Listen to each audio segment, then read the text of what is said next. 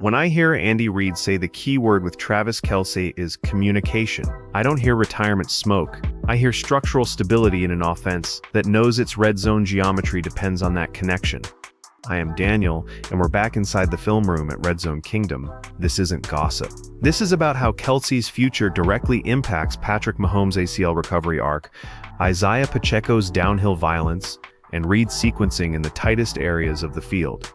When I study the red zone tape, the first thing I focus on is spacing. Down inside the 20, the field compresses and defenders play sticky coverage with outside leverage. Windows are tight. Throws demand timing and torque. Last season, coming off the ACL, I noticed Mahomes wasn't always driving off that plant leg with full explosion. The base looked controlled, not violent. That's natural in rehab. But in condensed space, even a slight delay in hip rotation changes ball placement. That's where Kelce becomes more than a tight end. He's a living landmark. I see him stem a route, lean into a linebacker's frame, then drift into soft space like he's boxing out in the paint. It's basketball positioning. He doesn't just run to a spot. He manipulates defenders into vacating it. On money downs, Mahomes isn't throwing to grass. He's throwing to trust. He's throwing to trust. Reid, emphasizing communication, tells me there's no fracture internally. If this were urgent, I'd expect language about timelines. Instead, I hear patience. And patience from Reid usually means he's already thinking 3 steps ahead. He sequences decisions the same way he sequences plays: set up leverage early, strike late. Now layer in Pacheco. I love watching his angry running in short yardage. His pad level is violent. He attacks downhill like every carry is personal. When linebackers start stepping up hard to respect that downhill energy, the physics of the defense change. That half step forward creates oxygen behind them.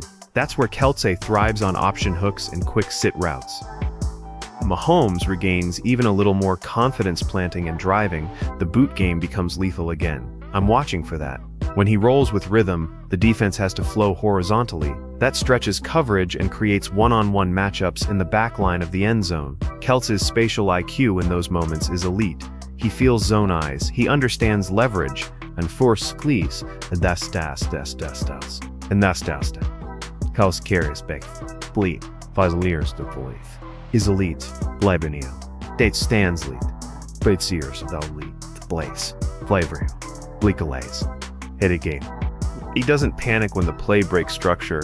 Historically, during the Chiefs' peak years, red zone efficiency wasn't about explosives. It was about execution. They won with timing, spacing, and ball security. I see similarities now, but I also see the margin getting thinner. At 36, Kelce isn't relying on pure burst. He's winning with anticipation and body control. The question isn't whether he can still separate, it's how his body handles another postseason grind. Bolsonaro is at Drazinga prisons. I'd manage him differently in 2026. I wouldn't ask him to carry the volume between the 20s. I'd preserve him for the money downs, use motion to scheme him open. Force defenses to declare coverage pre-snap. Let Mahomes use his vision and timing instead of forcing hero ball into crowded windows. If Kelce walks away, the ripple effect is real. Mahomes would have to recalibrate his red zone instincts. Younger targets would face tight window throws against sticky coverage. That affects third down conversion rates and clock management late in games. It's not just about replacing production, it's about replacing chemistry. My red? I believe Kelce plays in 2026. Reid's tone tells me the building expects forward motion. Communication means alignment, and alignment means this offense still sees a path where Mahomes' improving lower body confidence, Pacheco's downhill edge, and Kelce's basketball positioning form a balanced red zone identity. That triangle holds. I see the Chiefs climbing back into elite efficiency inside the 20, not through chaos, through geometry, trust, and calculated aggression on the money downs.